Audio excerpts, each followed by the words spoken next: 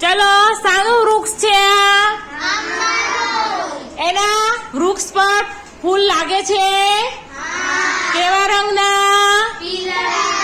પીળા રંગના ચલો આ વૃક્ષ પર પાંદડા રહે છે અને મોર આખા વર્ષ દરમિયાન રહે છે અમુક સમયે મોર શું થાય છે ખરી જાય છે ચલો એના પાન કયા મહિનામાં ખરી જાય છે ફેબ્રુઆરી જાન્યુઆરી ફેબ્રુઆરી માસમાં એના પાન ઝાડ પરથી ખરી જાય છે ચલો આ ઝાડનું નામ શું આંબો એના ફળનું નામ કેરી ચલો કેરી નાની કેરી ક્યારે બેસવાની ચાલુ થાય